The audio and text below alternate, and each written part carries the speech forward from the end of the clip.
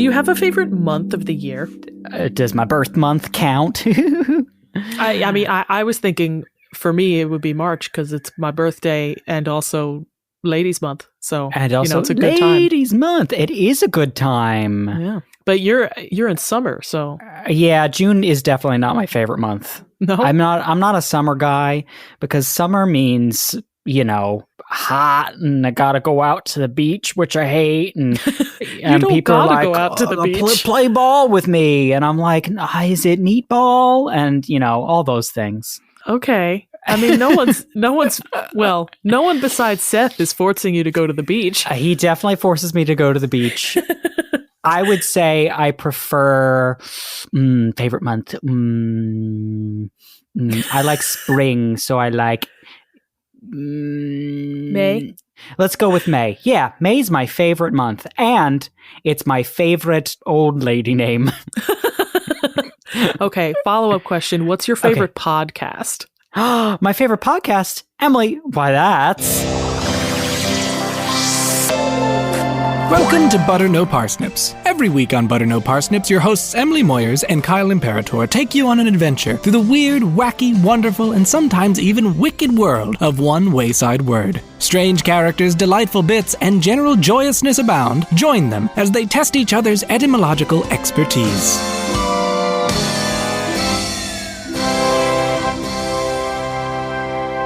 Hey, welcome to Butter No Parsnips. I'm Kyle Imperatore. And I'm Emily Moyers. And today, Emily has a word for me. I do. Yeah, I don't know what this word is, just in case, we've been getting a lot of comments lately, okay?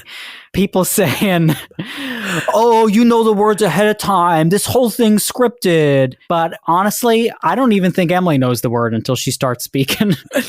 No. I just make up a word and then feverishly start Googling if there's anything to say about it. And that's why we've got you as a host today with a word. Yes. So the word that I've just pulled out of a hat is Septembrize. Oh. Septembrize, or sometimes in England, Rise. Okay, so yes. I now that I think a bit about it, do I remember? September is a good month. Like, I do like the crispness of the fall air. Yeah.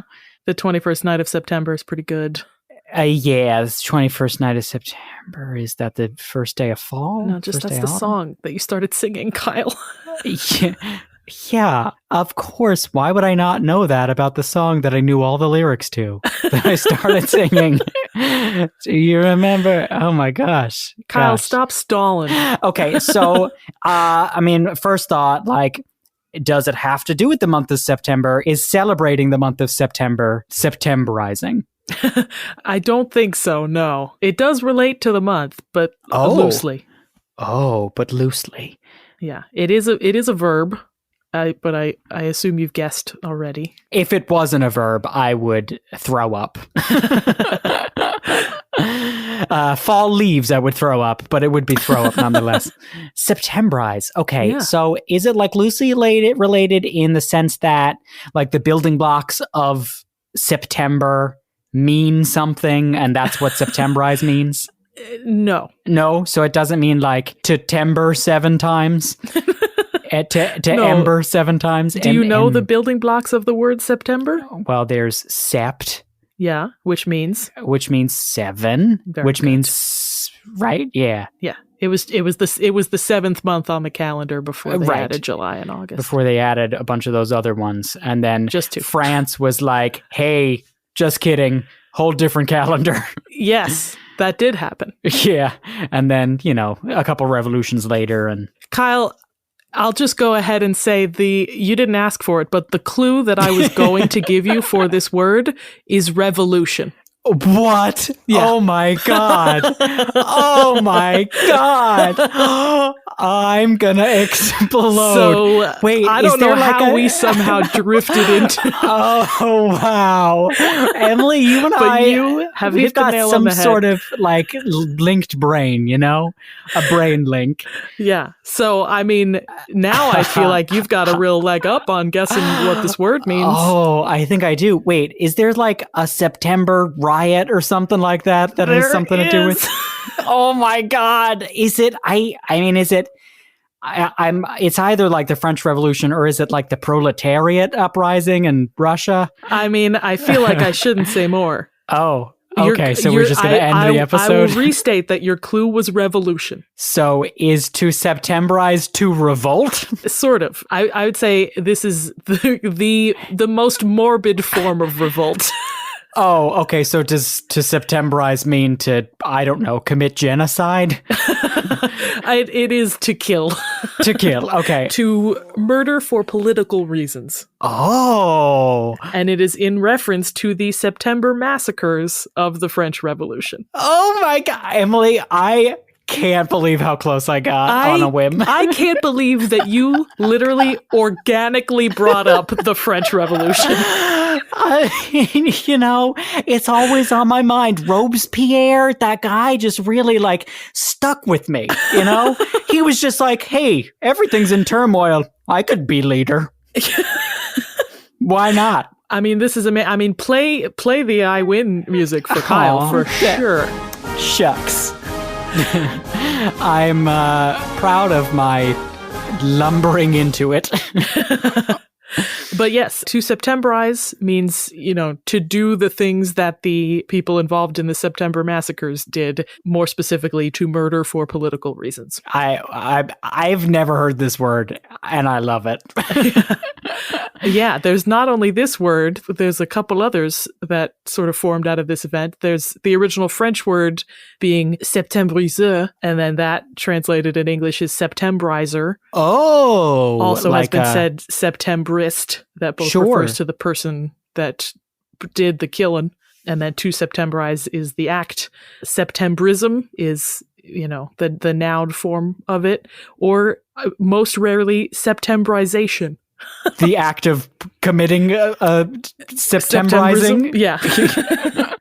Yeah, but I mean, it's fair to say none of these words are really well used. These are just words that British people were making up in the wake. Yeah, I mean, we haven't had a French Revolution in a while, so... That's fair. Kyle, speaking of which, what do you know about the French Revolution? It sounds like you know a bit. I don't know why, but like in history classes, like the French Revolution was my jam. Wow. I was like, yeah, vive la France, And I loved Tale of Two Cities. I was a big fan of that book. I mean, I like Dickens in general. All right, I'm going to teach Kyle about the French Revolution now. No, you are. I haven't been in a French revolt since 1989. Oh, wow. Those were wild times. We set one of those funny sounding ambulances on fire. Oh my gosh. But yeah, just for people who don't know, and I didn't know much until I was researching this word, just the broad strokes of the French Revolution here.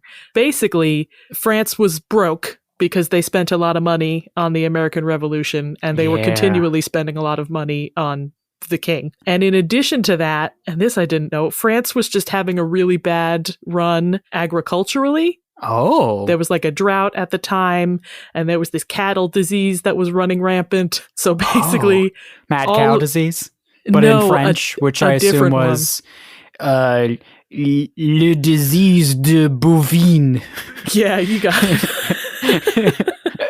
Yeah. Well, basically, what it all added up to was that the lower classes in France were being taxed a lot and also were starving and had recently seen how America overthrew their government. Yeah. And, things kind of escalated from there. Yeah. They were like, what if we just beheaded everybody? Yeah. I mean, like at its core, honestly, All right, listen, I don't want anybody to be scared by what I'm about to say. Oh no, I'm scared now. But like, all of your problems could probably be solved by beheading someone. Any little thing, you could just behead someone and it would be over. Right. Whether morally that's the right thing to do, we can debate. Right. But like, it could solve some problems. Exactly. But yeah, basically from 1789 to 1799, there was just chaos and violence all throughout France. It was madness. There was disagreements between different factions of revolutionaries. There were counter-revolution movements.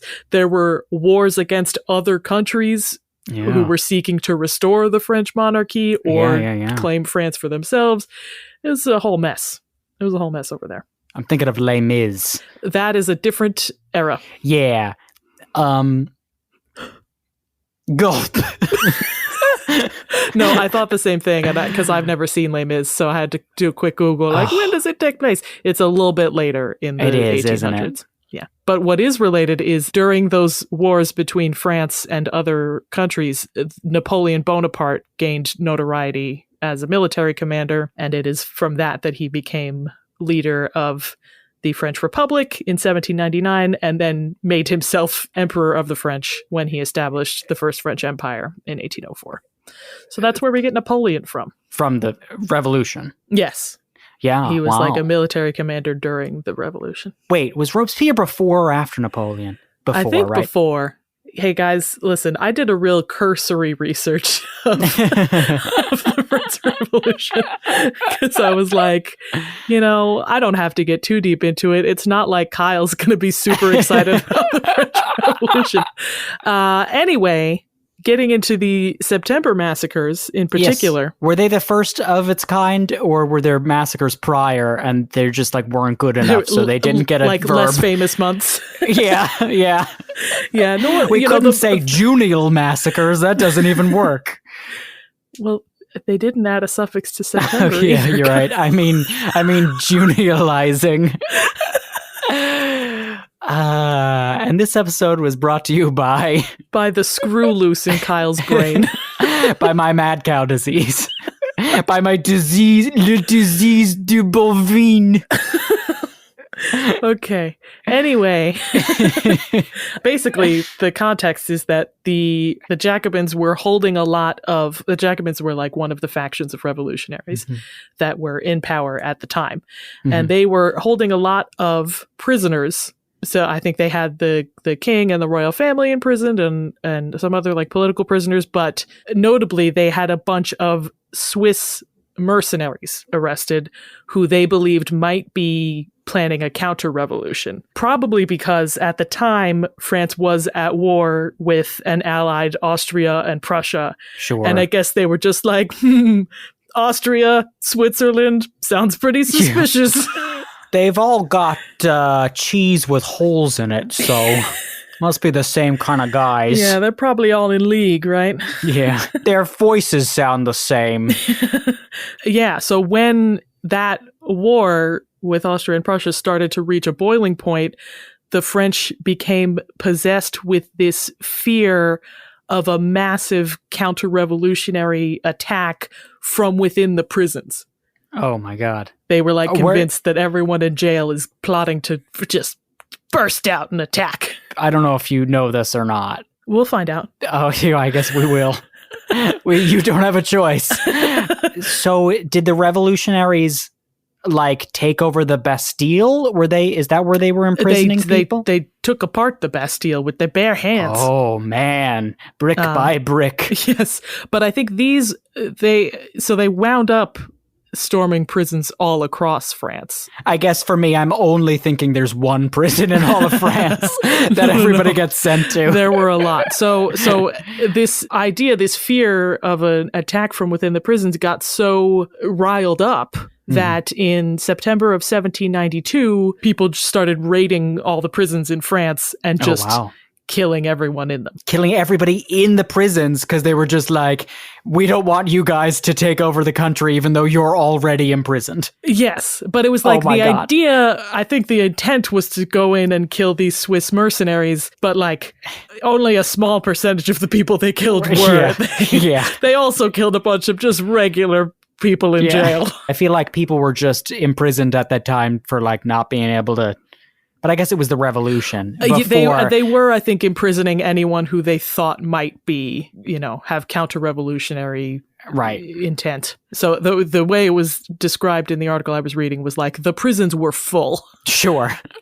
People bursting out of the windows. Yeah, and then like I don't know if it was Robespierre or other like major political figures of the time were like, this is horrible, they're all gonna come out, they're the worst, they're gonna break our revolution, and they like riled everybody up, and then they all stormed in. I mean, what a way to stay in power, by fear-mongering against the people you've already imprisoned.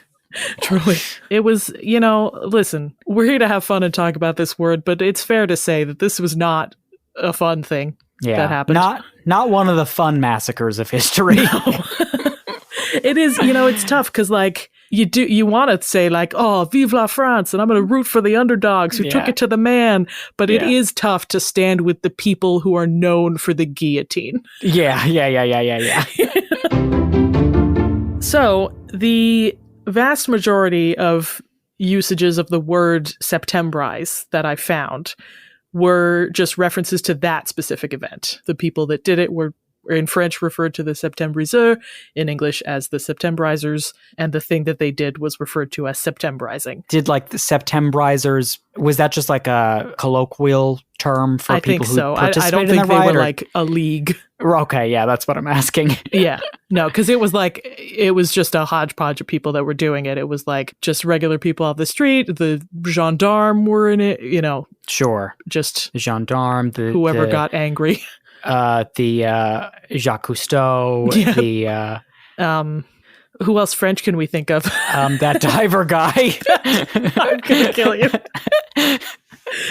But nearly all of the quotes that I found were just talking about that one event. They weren't like using the term. I was thinking people would use the term metaphorically, sure, in all cases, but apparently not. No. It was just like, nope, we're good. We can leave it for this. Yeah. The only slight widening out that I found was using this word to refer to the possibility that similar events might happen again somewhere else, which I feel like it definitely makes sense for rulers of other countries to be talking about that. Because, like if you're a member of like British Parliament and then you watch the French Revolution happen. Shortly after you lost America. Yeah. Like, Kyle, what do we think a parliament meeting in 1789 was like? I think, okay, ready? Hear ye, is everyone here today? Yes, still alive. Yes, okay, all right. So, we've all agreed. Just in case any one of us is a spy, right, for a revolutionary movement, we're just gonna be okay with revolution, right? We're all on board. Yes. Right? And we're gonna lower taxes this year, I think. Yeah. Maybe that's a good idea. Yeah. I mean, I don't necessarily want it, but I think other people do, and I care about those people. I care about the people we represent. Yes, lovely. And also, I think we can all agree to send all of our blades to France. Get them out of our nation. Yes, I think that would be the best. Yes, seconded. Yeah. So the quote that I have is very much in that vein. This comes to us from legal scholar Jeremy Bentham in the year 1817. Oh, of Bentham and Bentham? Yeah, of Bentham. Are you injured in an accident? Yeah, this is, I think, like either a speech he gave in Parliament or an essay he sent to Parliament, basically warning them, if you tax and starve the people to a certain point, it's not going to go well for you. Oh, God. Oh, scary. And he says, quote, the French people, for example, already have they had one set of Septembrizers, and so happy were they under them, by the first favorable opportunity, they would give themselves another, and no sooner had they Septembrized France than they would cross over and Septembrize us in the same way. I mean, truly, like, that's scary. Like, it was on everyone's minds of just like, boy, how do we avoid that? Huh. No one likes the monarchy. And we still have one. Yeah, truly. Oh. Yeah, but that is sort of the furthest I could see the word going. It was pretty specifically contained to this event. I mean, we could change that. We could. I feel like you could use it like not even with murder. You could say like if a bunch of people got fired and it was like for an ulterior motive, you could say they were Septembrized. Sure, yeah. Like a coup. Yeah, like Disney Septembrized all their 2D animators. I don't think that's how that went down, Emily. No? You think they just said, no more 2D animations, you draw with a pencil? You're fired! I mean, there were like mass firings at the time, weren't there? Were there? I thought. But specifically of... listen. Yes. When like 3D animation... Kyle, are you a secret Disney executive? Emily, are you trying to double think me right now? Are you trying to gaslight me right now? You don't know me, Kyle, John, the Lassiter Imperator. And no, Emily, I'm going to Disney later this year. I can't have them against me. They'll kill me. They'll Septembrize me. Yeah. So, admittedly, Septembrize has not been used very extensively, but there are other words that emerged from the French Revolution that are pretty common. Oh, let me guess them. That was going to be my question. Oh, wow, I can actually guess. Do any words spring to mind? Oh, I mean, guillotine. For sure. We're going to talk about that one. I feel like there are things to do with, like, I mean, you mentioned earlier stuff. The bourgeoisie. I thought that might have been one, but it is not actually. It was a pre-existing word, as was proletariat. Oh, interesting. So I'll start by bringing up not answers to my question. Not answers to the question. Good. I mean, it's ruling out for me. It's helping me. Yeah. I assume whatever's French for let them eat cake was never said before. It was then. Never spoken. No one had ever eaten cake. Yeah. Wow, we can eat this stuff? Yeah, I mean, there are a couple of words that were not new, but gained new forms of the word in the French Revolution. Sure. Like aristocracy already existed, but aristocrat was newly formed during the Revolution.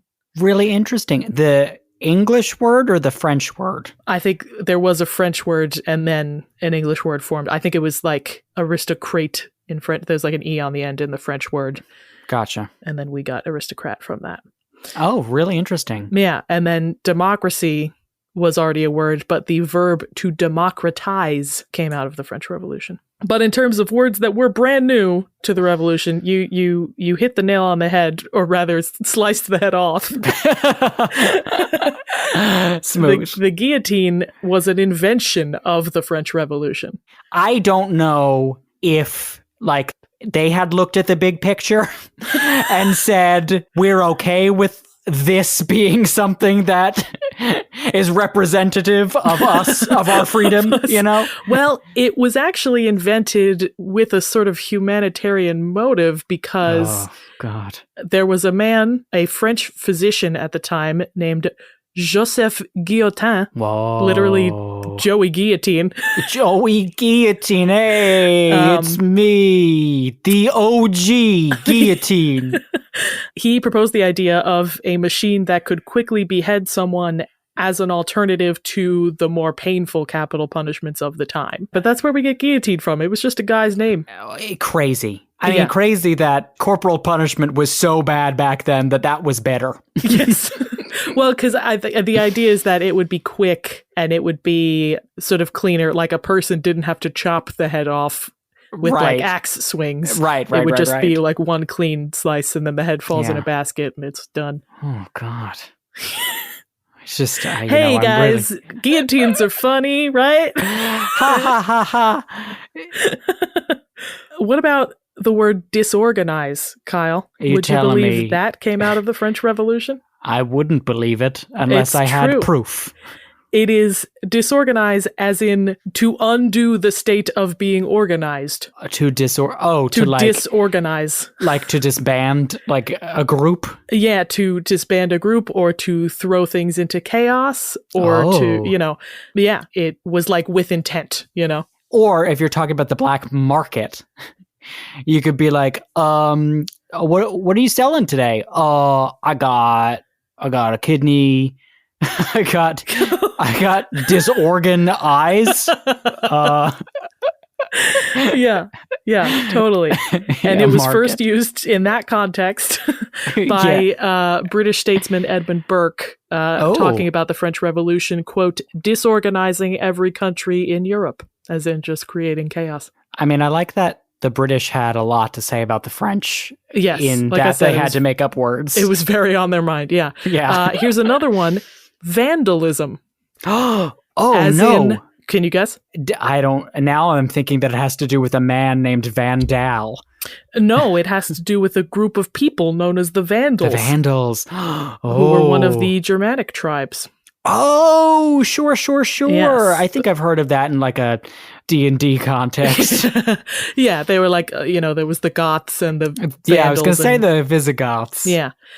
So vandalism, meaning acts similar to those of the Vandals. Oh. First used by French priest Henri Gregoire in his report on the destruction brought about by vandalism. And he was talking about the French revolutionaries like pillaging and destroying art and stuff. Oh, that's really interesting. Yeah, that's where that word comes from. I mean, and I do feel like maybe the Vandals didn't deserve such a connotation, but I don't know. So I mean, I think they did pillage and destroy art. So there we go. But what is art really, Emily? Yeah, they were destroying it out of like criticism. Yeah, it was like Banksy stuff. Your brushwork leaves much to be desired. Kyle, what about words like meter or liter or gram or centigrade? Oh my God! You're telling me all these came from the FREV? The metric system came from the French Revolution. I'm blowing my... okay, all right. Okay, so yes. I think you might know this because you mentioned the calendar. I do, because they had the revolution and they were like, all of these aristocratic inventions are old school, they're un-French, we need to Frenchify everything. Yes, they're the ancien regina. Yep. Yeah, so they made their own calendar and their own measurement for everything, and it was just a nightmare. God, I can't even imagine if one day it was like, hey, stop using everything and use this. I know, it was a nightmare at the time, but their intentions were sound because they were like, the ratios, in the old system are bonkers. What if we just do everything in base 10? And it's right. Absolutely, we should be doing everything in base 10. I mean, it is the argument for why we shouldn't still be using. What's our system called? System. Yeah, so they created all new systems of measurements that were base 10. They introduced the franc as their currency, which was divided into 100 centimes or cents. They tried to introduce a totally new calendar, which included a 10-day week.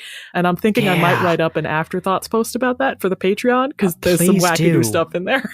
I mean, it's so wackadoo, and the naming convention for, like, they had a different name for every day of the week, didn't they? Yes, and they renamed all the months, and it was crazy. We've started doing this thing on our Patreon called Afterthoughts, where we make a text post about interesting things that we couldn't fit into the episode. And I think talking about the French calendar might be our next one. How can they view those, Kyle? You can spend $5 or more on our Patreon, and you get to view those posts, and you get a shout out on our episode. So that's great. Well, I'm glad we ended on a marketing note. Yeah. Kyle, just like the French Revolution would have wanted. would have called That's for. right. And Napoleon's going to burst through the door any minute. But quick before he does, Kyle. Yes. Do you think you might be able to use Septembrize in a sentence? You that know, I may or always may forget not be this is gonna come directly up. related to the French Revolution as was originally intended?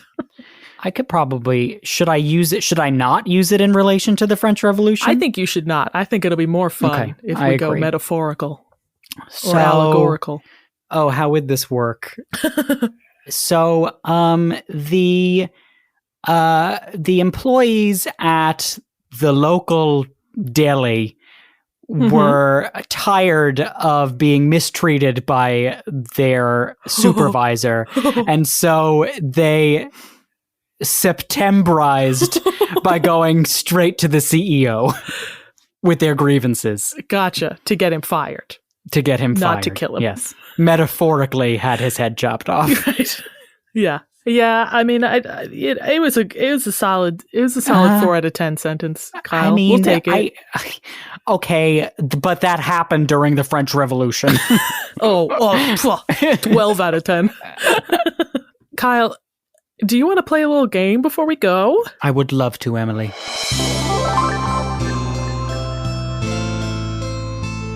Your game today is called Comme un poulet sans tête.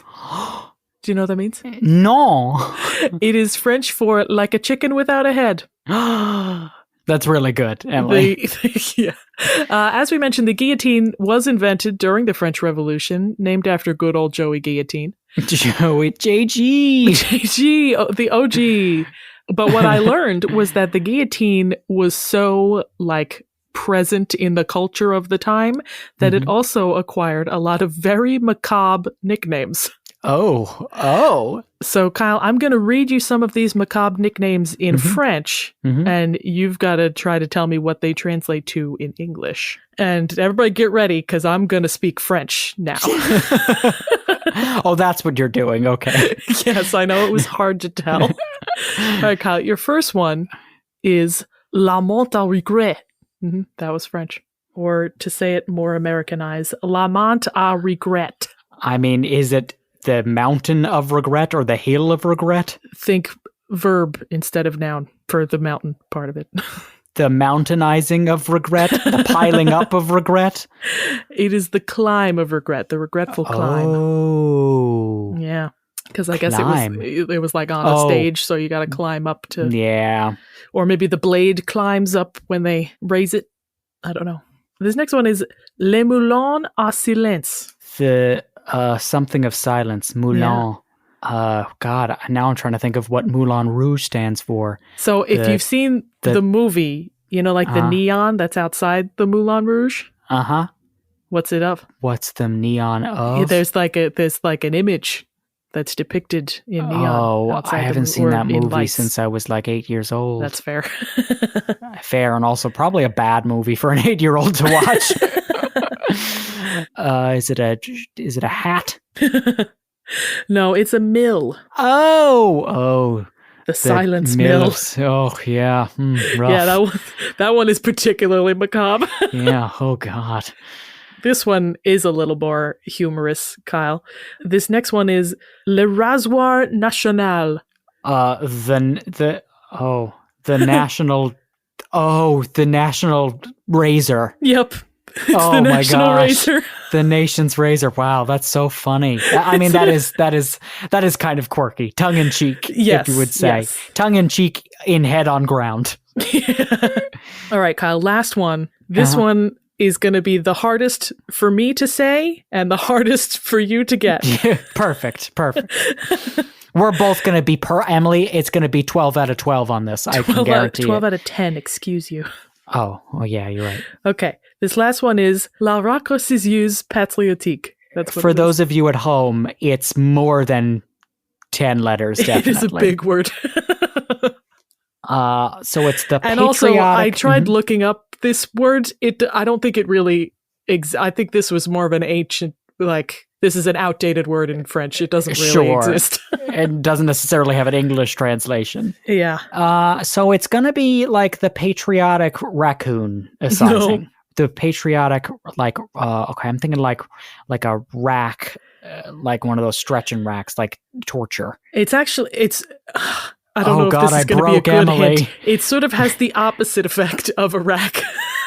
I guess it's the patriotic, If you are without a head, you will be less tall. Oh, wow, so yeah. So this is the patriotic... Shortener? Yes, the patriotic shortener. Oh my God, that's so funny. It really is. Hey, listen, everybody.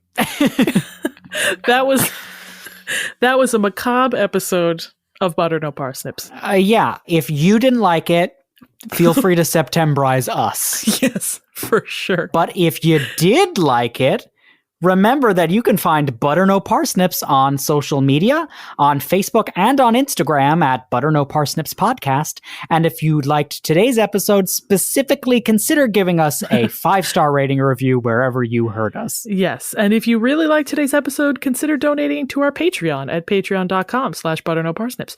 Donating $5 or more earns you a shout out either on social media or here on the podcast, and access to an Afterthoughts post, or any Afterthoughts post, really. All of them. Thanks so much to all of you. You help us make what we make. And with that, I have been Emily Moyers. And I've been Kyle Imperatore, and this has been Butter No Parsnips. Butter No... Oui, oui. Oui, oui.